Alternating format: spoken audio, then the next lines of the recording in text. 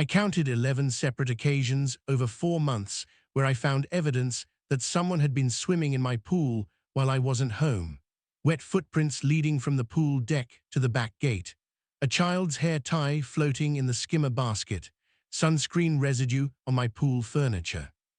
11 times, and I never once caught anyone in the act, until the 12th time when I came home early from a work trip and found Diane Petrakis floating on an inflatable flamingo in my backyard pool with 2 of her friends and 4 kids who weren't mine, all of them completely at ease, like they'd done this so many times it had simply become routine.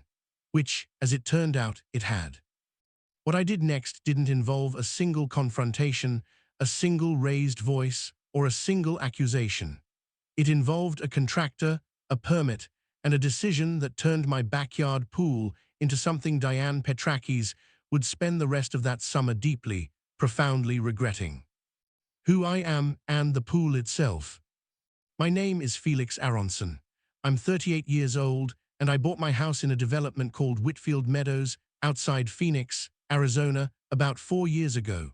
The house came with an in-ground pool, a genuinely nice one, about 32 feet long, professionally maintained, surrounded by a stone paver deck with a covered seating area on one side. It was, frankly, one of the main reasons I bought the specific house I did, since Arizona summers without a pool are, in my opinion, barely tolerable, and having my own private place to cool off after work has been one of the genuine joys of homeownership for me.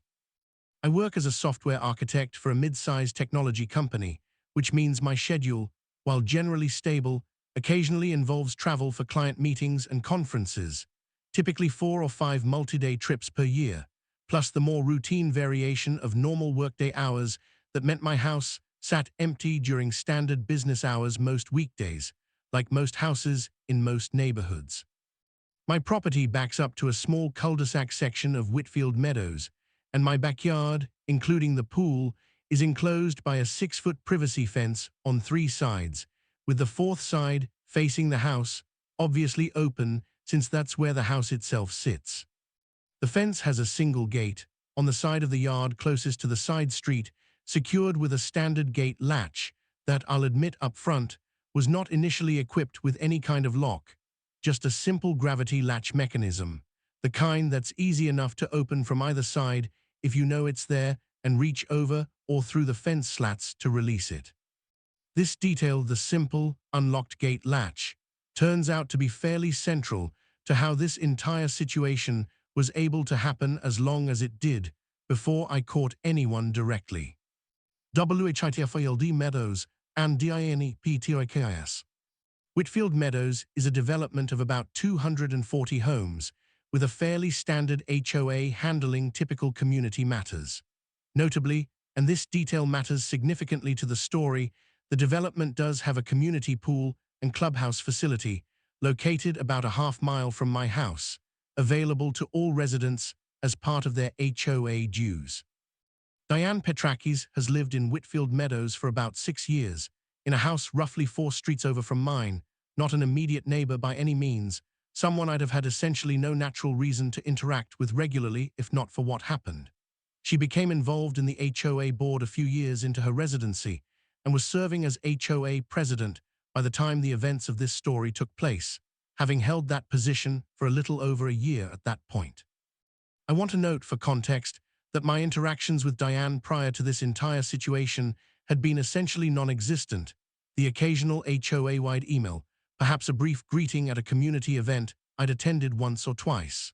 I had no particular opinion of her one way or another before any of this began, and I want to be clear that this story isn't rooted in any pre-existing personal conflict or grievance between us.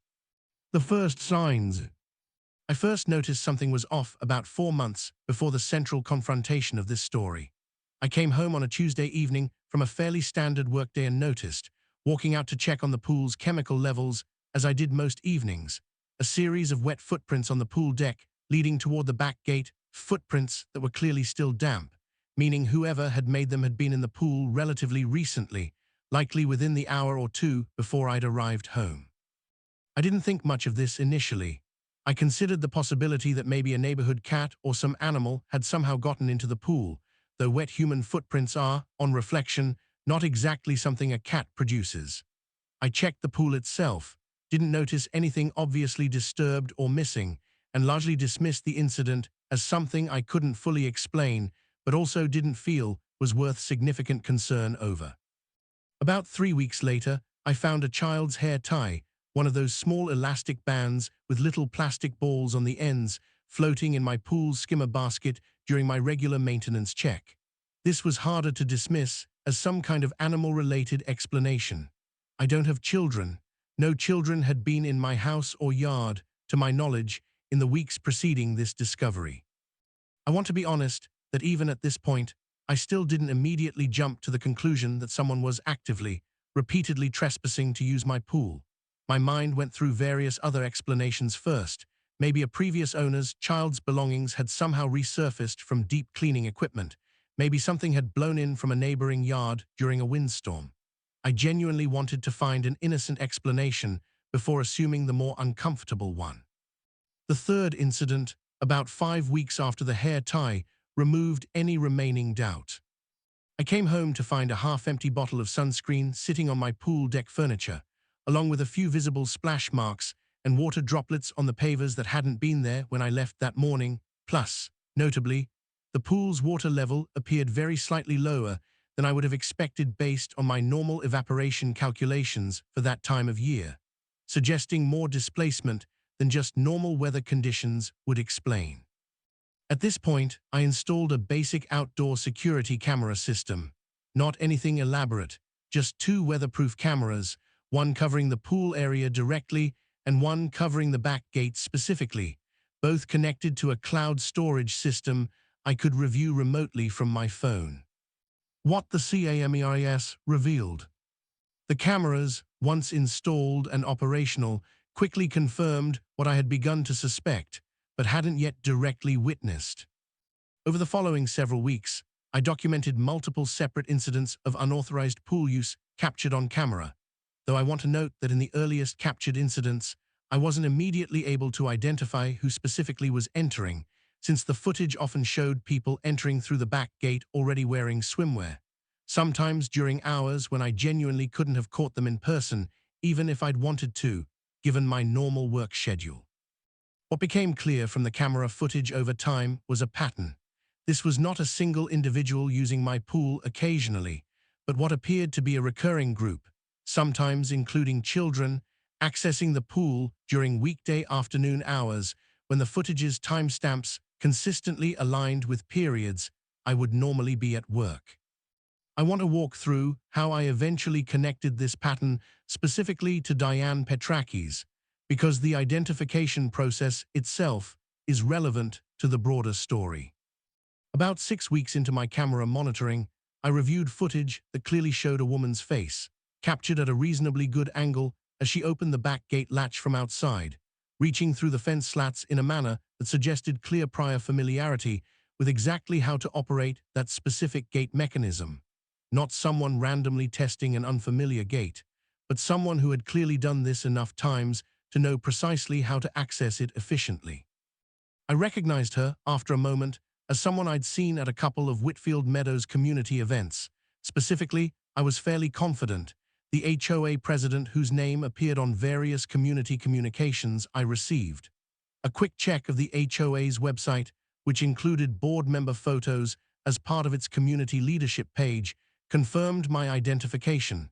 This was Diane Petrakis. Understanding WHY.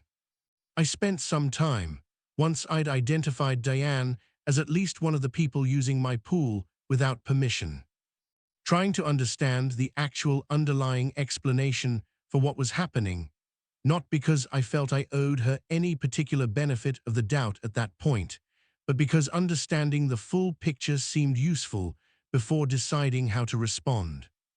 What I eventually pieced together, partly through some careful, low-key conversations with a couple of more talkative neighbors over the following weeks, and partly through information that became clear later in this story, was that Whitfield Meadows community pool, the one available to all residents through their HOA dues, had been closed for an extended period that overlapped almost exactly with the timeline of my own pool incidents.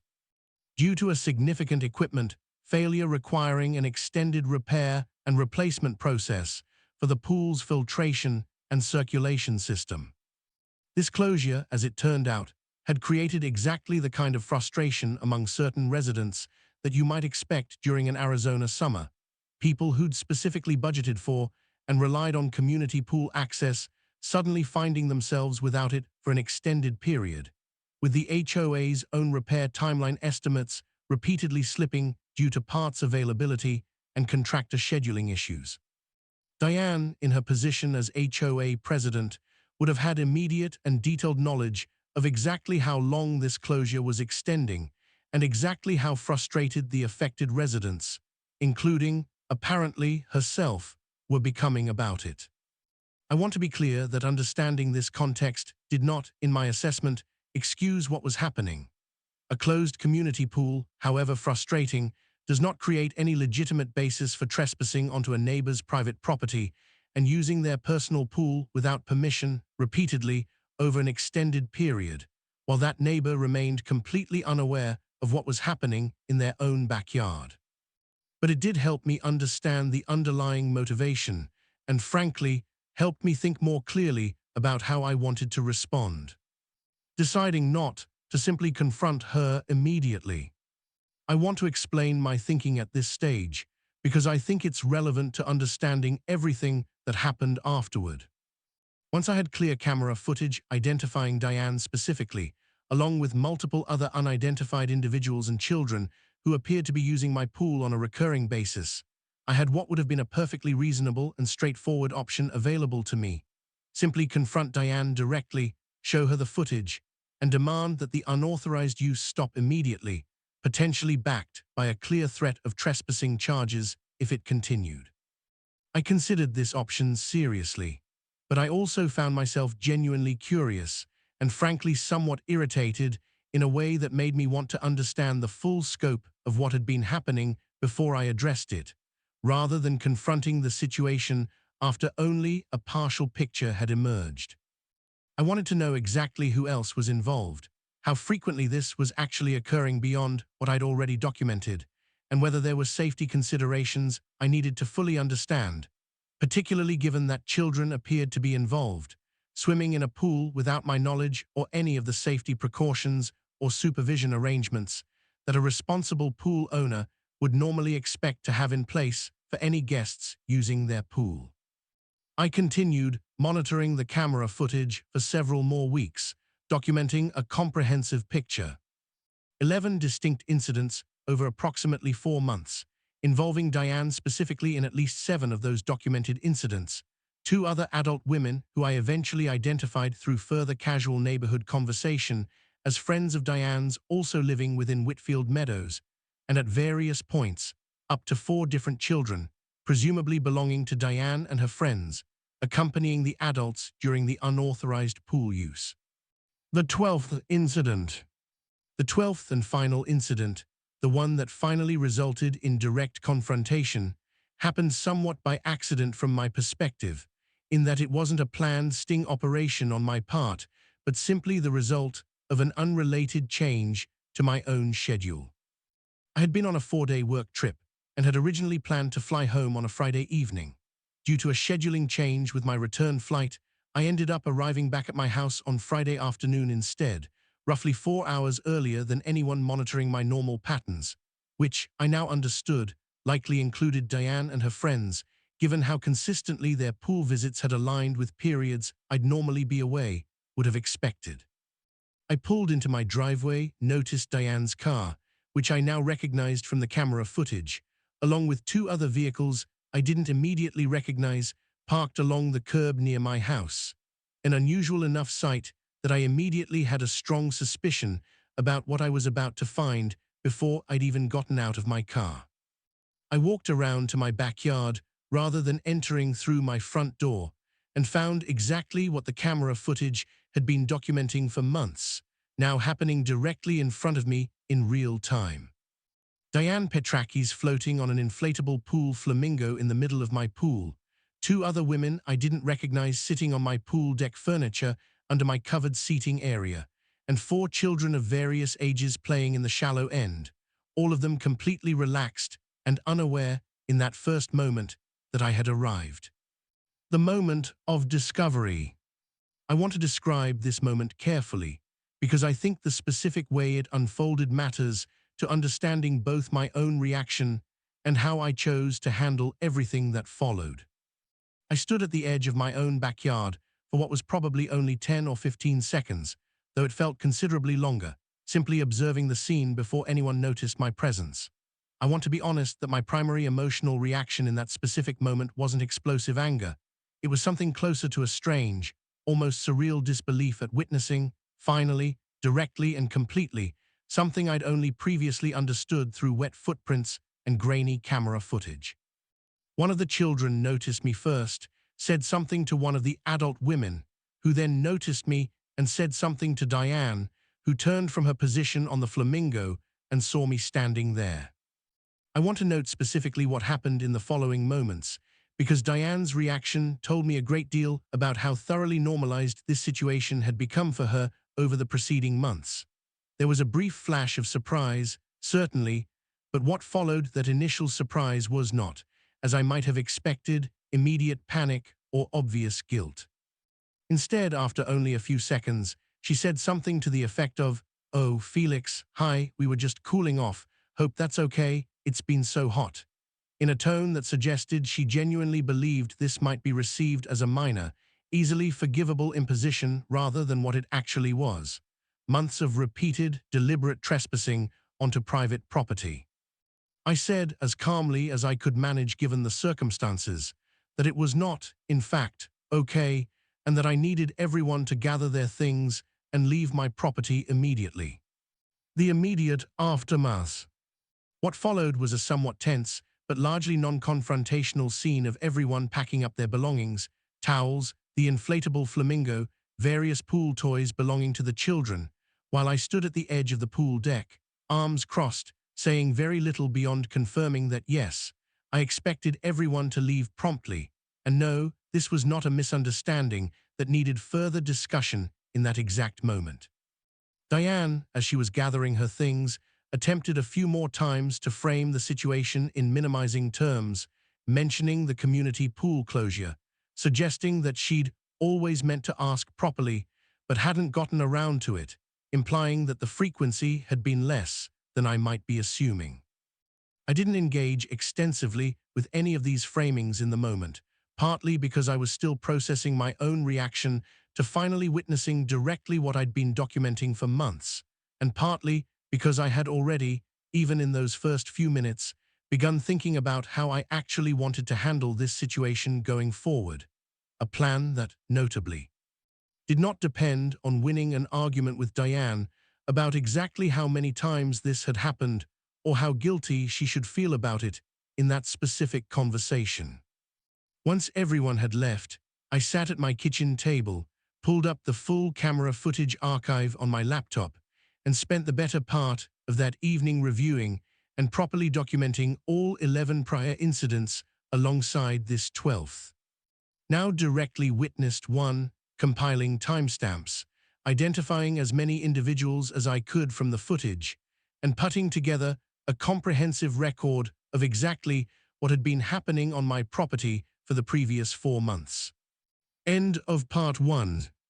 I want to be honest that my initial impulse, in the hours immediately following that 12th incident, was to simply have a direct, serious conversation with Diane, perhaps accompanied by a formal letter making clear that any future unauthorized access would result in trespassing charges, and leave it at that.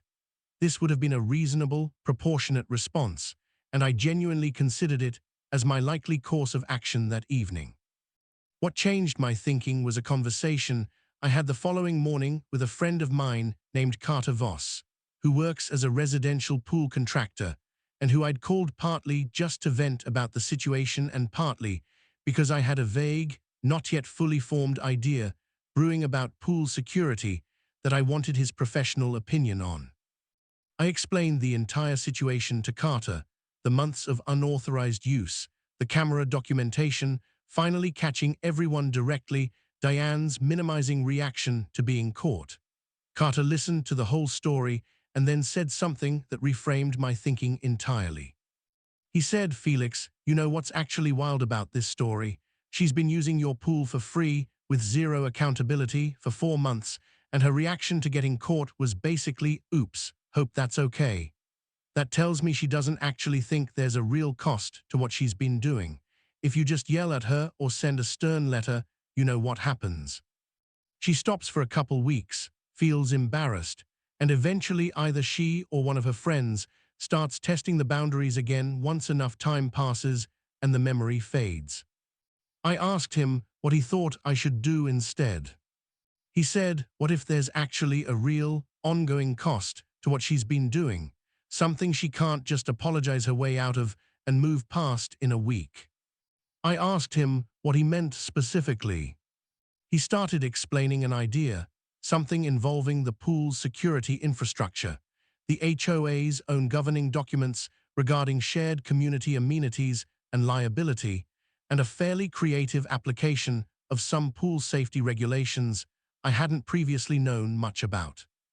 By the time Carter finished explaining his full idea, I understood that this situation was about to become something considerably more elaborate and considerably more consequential for Diane Petrakis than a simple stern conversation about boundaries. Part 2.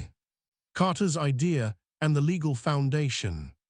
What Carter explained to me, drawing on his years of experience in the residential pool industry, centered on a specific intersection of property law, pool safety regulations, and this was the genuinely clever part: Arizona's specific statutory framework around pool safety barriers and liability for unsupervised child access to residential pools. Arizona, like many states, has fairly specific legal requirements around residential pool barriers, specifically aimed at preventing unsupervised child drowning incidents, requirements around fence height, gate self-closing and self-latching mechanisms, and in many jurisdictions, additional barrier requirements when there's documented evidence of repeated unauthorized child access to a residential pool.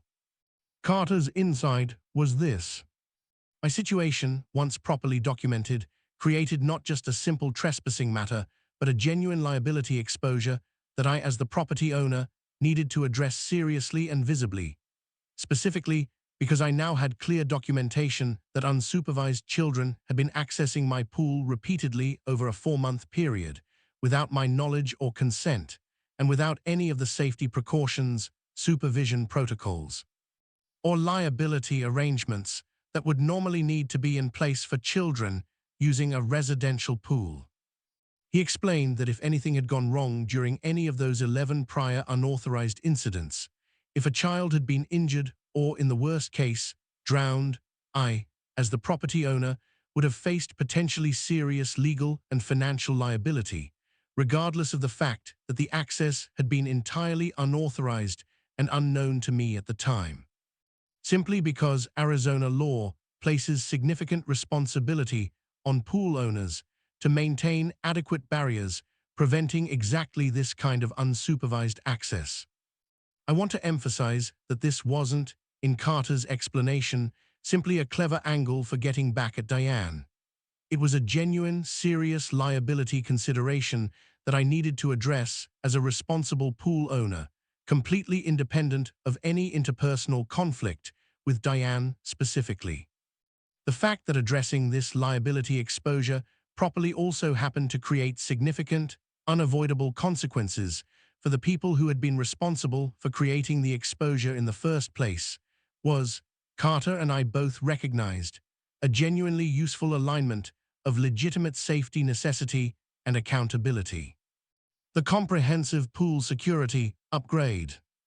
Acting on Carter's professional recommendation, and after consulting separately with a property liability attorney named Roberta Singh to confirm the legal soundness of the approach before proceeding, I commissioned a comprehensive pool security and safety upgrade over the following several weeks. This included replacing my simple, easily defeated gate latch with a proper code-based electronic locking system, compliant with Arizona's pool safety barrier requirements, that logged every single entry and exit with a timestamp, meaning any future access to my pool area by anyone would be permanently and automatically documented, eliminating any possibility of the kind of undetected repeated access that had been happening for the previous 4 months. I also installed a more comprehensive, clearly visible camera system around the entire pool perimeter, with prominently displayed signage indicating active video monitoring, both as an additional security measure and, frankly, as a clear and unmistakable signal that the kind of undetected access that had previously been possible was no longer remotely feasible. Most significantly, working with Roberta, I formally documented the entire 4-month pattern of unauthorized access, the camera footage, the identified individuals, the safety liability concerns specifically related to unsupervised children using an unmonitored residential pool, into a comprehensive incident report. The formal notification. Roberta recommended, and I agreed, that rather than simply confronting Diane informally, the appropriate and most effective approach was a formal written notification, sent via certified mail to ensure documented delivery, addressed to Diane Petrakis specifically and separately to the 2 other identified women who had also been documented using my pool without authorization. The letter laid out, in clear and specific terms, the documented pattern of trespassing, citing specific dates and times drawn from the camera footage, explained the serious liability concerns created by unsupervised children accessing an unmonitored residential pool without the owner's knowledge, and formally put each recipient on notice that any future unauthorized access to my property would result in immediate trespassing charges being filed with local law enforcement. Supported by the comprehensive video documentation already compiled.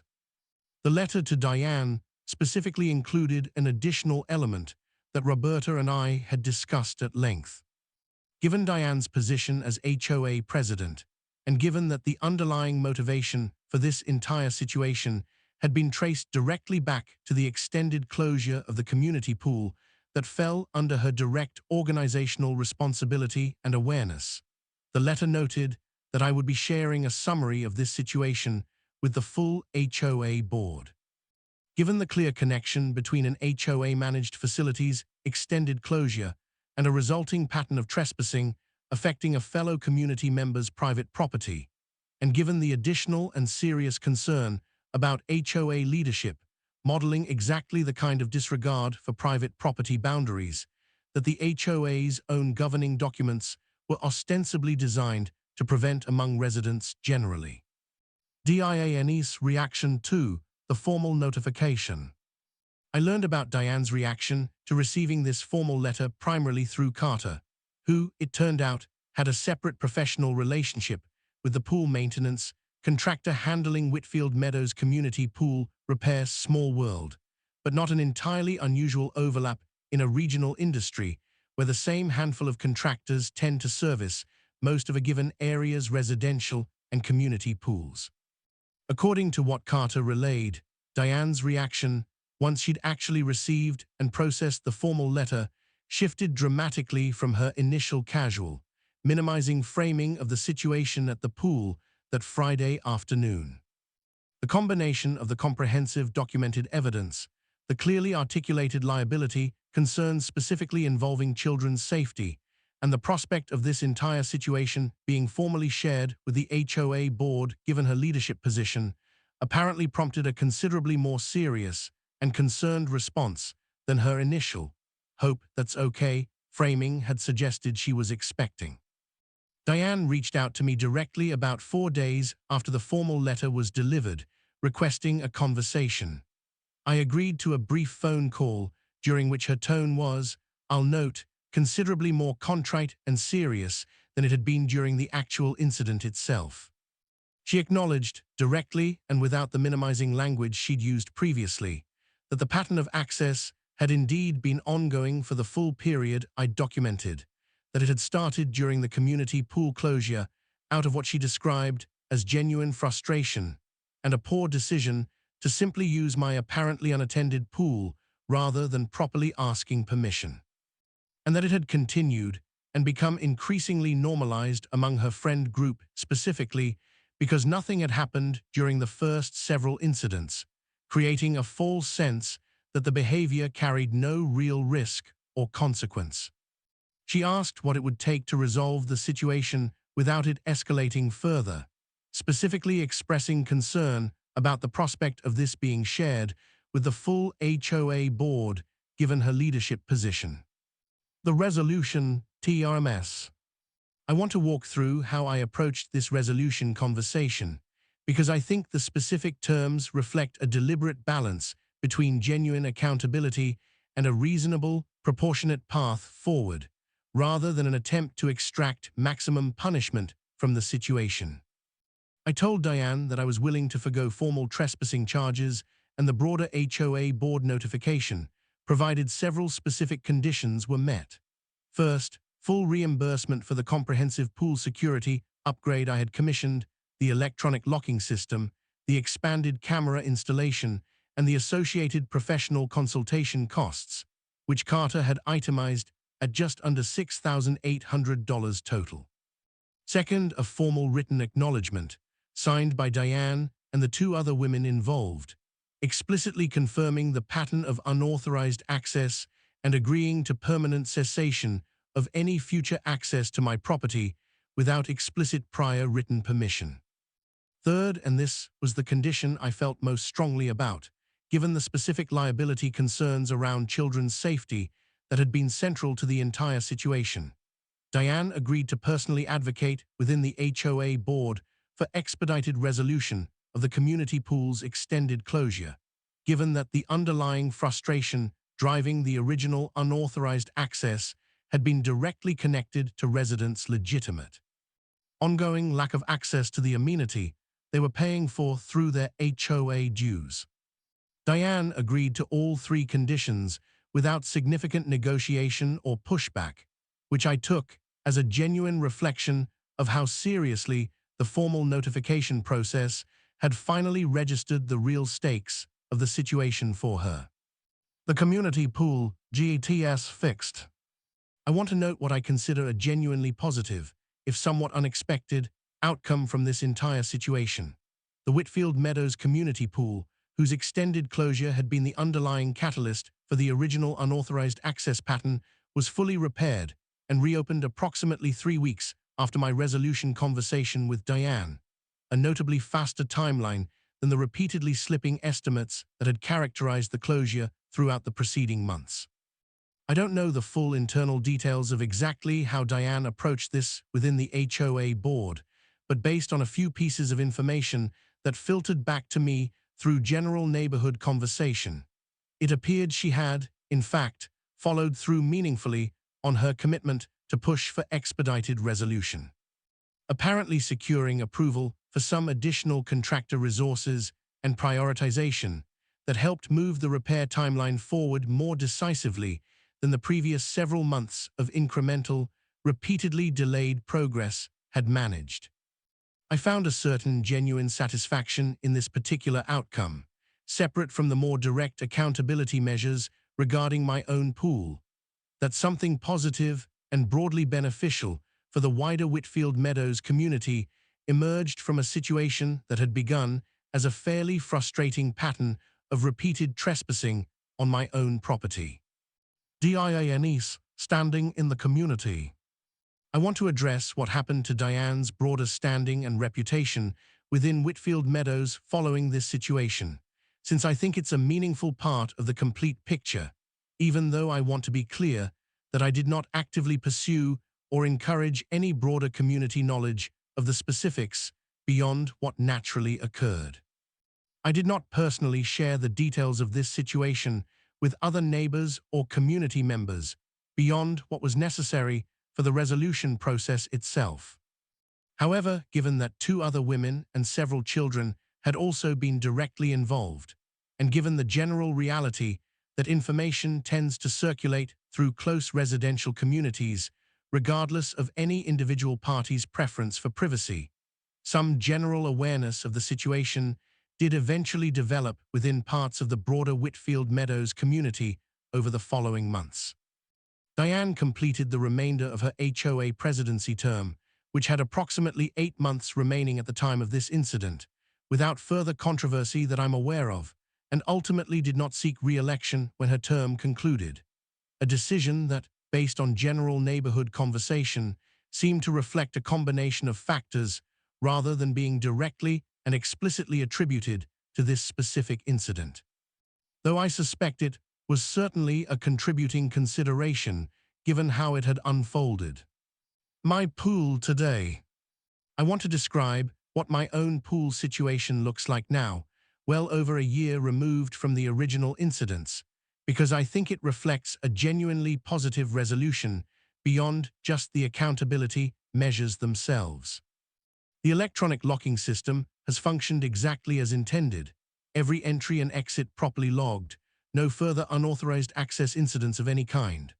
I'll admit there's something almost amusing, in a quiet way, about how a situation that began with me discovering a child's hair tie in my pool skimmer ultimately resulted in my backyard having considerably more sophisticated security infrastructure than most of my neighbors' properties.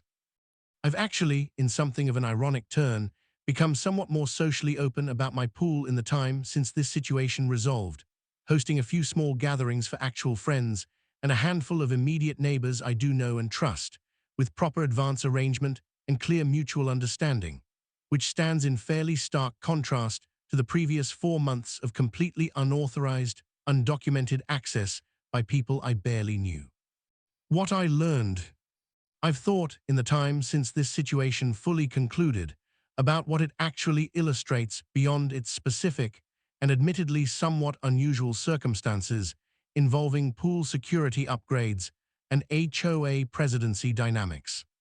The core lesson, I think, centers on the relationship between consequence and behavior change.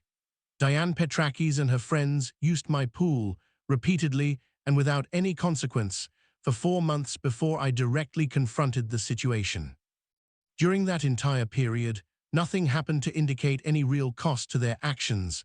No confrontation, no visible response, nothing beyond, presumably, their own private awareness that they were doing something they technically shouldn't be doing, but that carried, as far as they could tell, no actual risk. It was only when a real, documented, unavoidable consequence entered the picture, not just an angry conversation that could be apologized through and then forgotten, but a comprehensive security upgrade, formal documentation, genuine liability exposure, and the specific threat of broader community and even legal accountability, that the behavior actually permanently changed. I don't think this reflects anything particularly unique or unusual about Diane Petrakis specifically. I think it reflects something more broadly true about how people, generally, respond to boundary violations that carry no real cost versus those that do. A stern conversation, however justified, often functions as a temporary deterrent at best. A genuine, documented, consequential response tends to produce considerably more durable change. My pool is exactly where it's always been, same water, same deck, same covered seating area where I still spend most of my summer evenings. What's different is the gate, the cameras, and a clear, permanent understanding, for everyone involved, of exactly what it costs to use it without asking first.